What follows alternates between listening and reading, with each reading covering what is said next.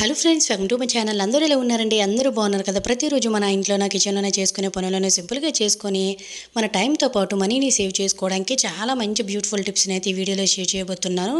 ఇంతకుముందు మీరు ఎక్కడ ఈ టిప్స్ అయితే చూసి ఉండారండి. మిస్ చేయకుండా ఎండింగ్ వరకు చూసారంటే ఖచ్చితంగా మీ టైం అనేది సేవ్ అవుతుంది, మనీ కూడా సేవ్ అవుతుంది. అలాగే ఇంకా మీరు ఎవరైనా మన ఛానల్ సబ్స్క్రైబ్ చేసుకోలేకపోతే ప్లీజ్ సబ్స్క్రైబ్ చేసుకొని పక్కన ఉన్న బెల్ ఐకాన్ ఆన్లో యాక్టివేట్ చేసుకున్నారంటే ప్రతిరోజు నేను చేసే వీడియోస్ అన్నీ డైలీ నోటిఫికేషన్లో వస్తాయి. ఇంకా ఫస్ట్ టిప్ని అయితే తెలుసుకుందాము. నార్మల్గా ఇప్పుడైతే మనకి చలికాలం కదండి, కబోర్డ్స్లో గట్రను మనకి ఎక్కువగా చెమ్మ అనేది పట్టేసి మనం అక్కడ ఏది పెట్టినా కూడాను ముక్కు స్మెల్ అనేది వచ్చేస్తుంది కదా. ఇలా చెమ్మ అనేది పట్టకుండా అక్కడ ఉండే వస్తువులు అనేవి పాడవకుండా ఉండాలంటే ఇలా ఒక బౌల్ తీసుకొని ఒక 3-4 కర్పూరం బిళ్ళలు వేసేసుకొని చాక్ పీసెస్ అనేవి ఉంటాయి కదండి మనం ముగ్గు పెట్టుకునేవి. వాటిల్లో ఇలా ఒక 4-5 వేసేసుకొని రెండింటిని కూడాను ఒక బౌల్లో పెట్టేసుకొని ఒక్కొక్కసారి మన బీరువాలో బ్యాడ్ స్మెల్ అనేది వచ్చేస్తూ ఉంటాయి. కబోర్డ్స్లో డోర్ అనేది క్లోజ్ చేసేస్తూ ఉంటాం కదండి, గ్యాస్ బండ్లో దగ్గర గట్టును, ఇలా బుక్స్ దగ్గర గట్టును, లేదంటే అప్పుడప్పుడు బుక్స్ అనేవి మనం పెట్టుకునే దగ్గర గట్టును ఇలా ముక్కు స్మెల్ అనేది వచ్చేసి చెమ్మ అనేది ఎక్కువగా చేరిపోతూ ఉంటుంది. కాబట్టి ఆ ప్లేస్లో ఇలా పెట్టి చూడండి. చాక్ పీస్ అనేది మనకి చెమ్మను పీల్చుకునే తత్వం ఉంటుంది. ఎప్పుడైనా వాటర్లో వేసి చూడండి, మీకు తెలుస్తుంది. అలాగే కర్పూరం బిళ్ళ వల్ల కూడా మనకి చెదలు లాంటివి, పురుగులు లాంటివి పట్టకుండా ఉంటాయి, మంచి స్మెల్ కూడా వస్తుంది. మాకు కబోర్డ్స్కి డోర్స్ అనేవి లేవండి, అందువల్ల నేను పెట్టి మీకు క్లియర్గా చూపించలేదన్నమాట. ఎవరికైనా యూజ్ అవుతుందంటే ట్రై చేయండి. ఇంకా సెకండ్ టిప్ని అయితే తెలుసుకుందామండి. నార్మల్గా మనము ప్రతిరోజు వంటలు చేసుకునేటువంటి కళాయిలు అనేవి, బౌల్స్ కానీ ఎల్లో ఇష్గా అయిపోతాయి కదండి ఎంత క్లీన్ చేసినా కూడాను. లేదంటే ఎప్పుడైనా నాన్ వెజ్ వండేటప్పుడు అంటే పీతలు కానీ ఫిష్ కానీ ఇలా ఒక్కసారి వాష్కి మనకు ఆ వాసన పోదండి, ఆ స్మెల్ అనేది అలానే మళ్ళీ నెక్స్ట్ టైం ఏది వండినా వచ్చేస్తుంది. ఇలా 2 రకాలుగా కూడా టిప్ అనేది మనకి చాలా బాగా యూజ్ అవుతుంది.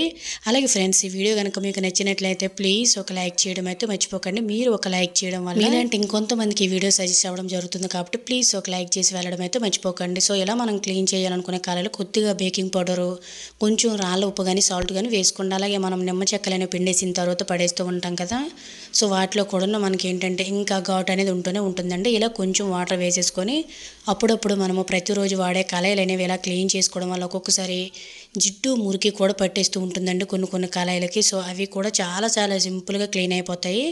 ఇలా 2-3 నిమిషాలు స్టవ్ మీద పెట్టేసి బాగా మరిగించామంటే ఇల్లేష్ మార్కులు అనేవి మనకు పూర్తిగా పోతాయి. వీడియోలో కూడా క్లియర్గా మీరు వీడియోలో చూస్తున్నారు కదండి. మనకి ఏంటంటే మొత్తం ఎల్లోష్ మార్కులు అనేవి పోయాయి. మురికి లాంటిది గట్టని ఏది ఉన్నా కూడాను మనం ఒక్కొక్కసారి శుభ్రంగా తాంపైనా కూడాను అప్పుడప్పుడు ఇలా క్లీన్ చేసుకోవడం వల్ల మనకి దానిలో ఉండే మురికి లాంటిది, బ్యాక్టీరియా లాంటిది పోతుంది. కళాయిలు అనేవి కూడా మన్నికి ఎక్కువ రోజులు వస్తాయి, మంచి స్మెల్ కూడా వస్తుందండి. క్లియర్గా వీడియోలో చూస్తున్నారు కదా, మొత్తం వాష్ చేసేసి క్లీన్ చేసి చూపిస్తున్నాను ఎంత నీట్గా ఉందో. ప్రతి ఒక్కరికి కూడా చాలా బాగా యూజ్ అవుతుందండి. ఒక్కొక్కసారి జిడ్డు అనేది ఎక్కువగా పేరుకుపోతున్నప్పుడు ఇలా ఒక్కసారి మనం మరగబెట్టేసిన తర్వాత క్లీన్ చేసి చూడండి, జిడ్డు లాంటిది నలుపుదనం కూడా పోతుంది. యూజ్ అవుతుందంటే ట్రై చేయండి. ఇంకా థర్డ్ టిప్ని అయితే చూద్దామండి. నార్మల్గా మనం ఇంట్లో ఉన్న రసం కానీ, లేదంటే చారు కానీ, లేదంటే సాంబార్ కానీ పెట్టేటప్పుడు చింతపండు అనేది వాడుతూ ఉంటాం కదా. ఇలా పిక్క తీసిన బయట కొనే చింతపండు అనేది మనకి చాలా చాలా గట్టిగా అయితే ఉంటుందండి. వీడియోలో కూడా మీరు క్లియర్గా చూస్తున్నారు కదా. నార్మల్గా దీన్ని 1 గంట కింద నానబెడితే కానీ మనము నార్మల్గా జ్యూస్ తీసుకోవడానికి అవ్వటం లేదండి. ఇలా మర్చిపోయామనుకోండి, ఒకవేళ చారు అనేది లేదంటే రసం కానీ సాంబార్ కానీ పెట్టాలి అనుకునేటప్పుడు ఇది అంత తొందరగా నానదు కదా. ఇలా మనం టైం వేస్ట్ చేసుకోకుండా జస్ట్ 1-2 నిమిషాల్లోనే మనకి మెత్తగా స్క్వీజ్ అయిపోవడానికి ఒక మంచి టిప్ని అయితే తెలుసుకుందాము. నేను ఇక్కడైతే రసం పెడదాం అనుకుని చింతపండు నానబెట్టడం మర్చిపోయానండి. ఇలా మనం నానబెట్టలేనప్పుడు నేనైతే ఒక గిన్నెలోకి ఎంత కావాలో అంత తీసేసుకొని ఇందులోని వేడి వేడి నీళ్ళు అనేవి వేసేసాను అనమాట, 1 గ్లాసు. లేదు అన్నట్లయితే మీరు స్టవ్ మీద పెట్టి మరిగించుకున్నా సరిపోతుంది. ఇలా వేడి నీళ్ళు వేయడం వల్ల జస్ట్ మనకు 1-2 నిమిషాల్లోనే ఎంత గట్టిగా ఉండే చింతపండు అయినా కూడాను మనకి ఇలా తొందరగా నానిపోతుందండి. దీనివల్ల మన టెన్షన్ అనేది తగ్గుతుంది, టైం కూడా సేవ్ అవుతుంది అన్నమాట. అలాగే చింతపండు కూడా చక్కగా మనం స్క్వీజ్ చేసుకోవడానికి బాగుంటుందండి, వేస్ట్ అయ్యే ఛాన్స్ ఉండదు. వీడియోలో క్లియర్గా చూస్తున్నారు కదండి, నేను స్క్వీజింగ్ అనేది చేస్తున్నాను. మనకి చక్కగా రసం కూడా వచ్చేస్తుంది అనమాట. ఇలా మనం గంటల్లో చేయవలసిన పనులను నిమిషాల్లో చేసుకొని మన ఆడవారి శ్రమను అయితే తగ్గించుకోవచ్చండి. అలాగే ఈ టిప్స్ కనుక మీకు యూజ్ అయినట్లయితే మీ ఫ్రెండ్స్ అండ్ ఫ్యామిలీకి షేర్ చేయడం అయితే మర్చిపోకండి. చింతపండు కూడా ఇలా వేడి నీళ్ళు వేయడం వలన మనకి వేస్టేజ్ అనేది తగ్గుతుందండి. యూజ్ అవుతుందంటే ట్రై చేయండి. ఇంక ఫోర్త్ టిప్ని అయితే తెలుసుకుందామండి. నార్మల్గా ఇప్పుడైతే మనకి చలికాలం కాబట్టి చలికాలంలో ఎక్కువ ఇటువంటి బరువుగా ఉండే బ్లాంకెట్స్, బొంతలు, రగ్గులు ఇటువంటివన్నీ వాడుతూ ఉంటాం కదండి. వీటిల్ని మాటికి వాష్ చేయలేమండి, ఎందువల్లంటే బరువు ఎక్కువ ఉంటాయి, చలికాలంలో అస్సలు ఆరవు.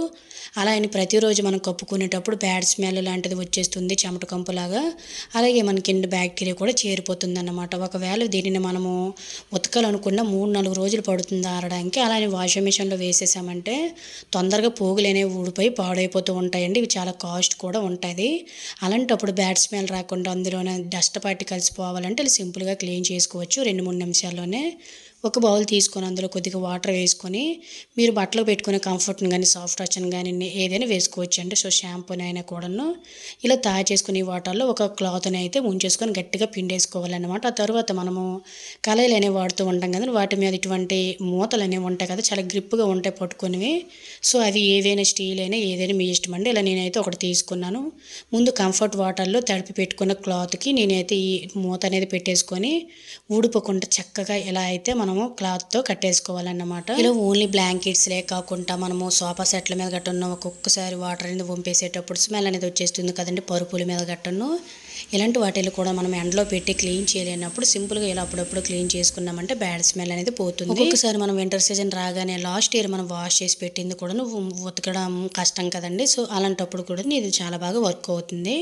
బ్యాడ్ స్మెల్ అలాంటిది గట్టను ఏమీ రాదు. నేనైతే బ్లాంకెట్ అనేది ఇలా మంచం మీద మొత్తం కూడా ఓపెన్ చేసి పెట్టేశానండి. ఆ తర్వాత టీ జాలి అనేది ఉంటుంది కదండీ స్ట్రెయినర్. సో, దాన్ని తీసుకొని కొంచెం బేకింగ్ సోడా వేసేసుకొని మొత్తం కూడా బ్లాంకెట్ గానీ లేదంటే మనం దుప్పట్లు, బంతులు క్లీన్ చేయాలనుకుంటామో దాని మీద చుట్టూ కూడాను సో, ఈ విధంగా అయితే మనం స్ప్రింకిల్ చేసేసుకోవాలండి. బేకింగ్ సోడా అనేది మనకి బ్యాక్టీరియా, బ్యాడ్ స్మెల్ అలాంటిది పోగొట్టడానికి చాలా చాలా బాగా యూజ్ అవుతుంది. ఆ తరువాత మనం ఇంతకుముందు వాటర్‌లో తడిపి పెట్టుకొని క్లాత్ అనేది క్యాప్‌కి కట్టుకొని ఉంచుకున్నాం కదండీ! సో, ఆ క్యాప్ తోటి చుట్టూ కూడా మనం ఎక్కడెక్కడైతే బేకింగ్ పౌడర్ అంటే మొత్తం కూడా బ్లాంకెట్ మొత్తం కూడాను ఇలా చుట్టూ వీడియోలో చూపిస్తున్న విధంగా గ్రిప్‌గా సో, నీట్‌గా క్లీన్ చేసేసామనుకోండి. మొత్తం మనం వేసిన బేకింగ్ పౌడర్‌తో పాటు సో, మనం కంఫర్ట్ కూడా వేసాం కాబట్టి చాలా చాలా మంచి స్మెల్ వస్తుందండి. బేకింగ్ పౌడర్ వల్ల మనకేంటంటే ఏవైనా బ్యాడ్ స్మెల్ అనేవి వచ్చాయనుకోండి సో, ఇటువంటివి క్లీన్ చేసుకునే పర్పస్‌లో చాలా బాగా యూజ్ అవుతుందనమాట.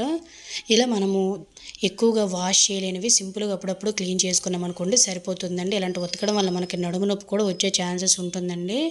వాటర్ కూడా చాలా ఎక్కువ పట్టేస్తుంది కాబట్టి సో, సింపుల్‌గా మనము ఎలానో ఎండింగ్‌లో ఉతుకుతూ ఉంటాం కాబట్టి సో, బ్యాడ్ స్మెల్ రాకుండా ఇలా వారం, 15 రోజులకు ఒకసారి చేసుకున్నామనుకోండి మనం దీనిని కప్పుకునేటప్పుడు కూడా బ్యాడ్ స్మెల్ అనేది రాదు. కంఫర్ట్‌గా ఉంటుంది. సో, మొత్తం కూడా మనం బ్లాంకెట్‌ని క్లీన్ చేసేసాం కదండీ! ఇంకా మనకి స్మూత్‌గా ఉతికేటట్టే ఉండాలి అన్నట్లయితే ఇలా ఒక కుక్కర్‌లోకి అయితే నేను వాటర్ తీసుకున్నానండి. బాగా మరిగిన తర్వాత ఏదైనా బరువైన వస్తువుని మనకి రుబ్బురోలు అనేది ఉంటుంది కదా! సో, దాన్నైతే నేను పెట్టేసుకున్నాను. క్యాప్ అనేది క్లోజ్ చేసేసుకొని ఈ విధంగా మనం తీసేసుకొని వెళ్ళి బ్లాంకెట్ మొత్తం కూడాను నేను మంచం మొత్తం కూడా ఓపెన్ చేసి పెట్టేశానండి.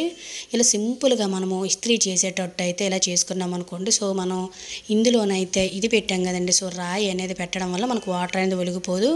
కుక్కర్ కూడాను మనకేంటంటే పైకి రాకుండా ఉంటుంది. ఇలా సింపుల్‌గా మొత్తము మన బ్లాంకెట్ మొత్తం క్లీన్ చేసేసాము. ఇస్త్రీ చేసినట్టు ఉంటుందండి. పోగులనేవి ఊడిపోకుండా చాలా సాఫ్ట్‌గా మనం ఇస్త్రీ చేస్తే ఎలా అయితే ఉంటుందో సో, అలానే మళ్ళీ కొత్త దానిలాగే మన్నిక కూడా వస్తుందండి. ఇలా అప్పుడప్పుడు క్లీన్ చేసుకున్నామంటే ఈ వింటర్ సీజన్‌లో ఎటువంటి ఇబ్బంది లేకుండా మాటిమాటికి ఉతుక్కునే పని లేకుండా ఇలా సింపుల్‌గా 2, 3 నిమిషాల్లోనే ఇటువంటి ఎంత బరువైన బ్లాంకెట్స్‌నైనా క్లీన్ చేసుకోవచ్చు.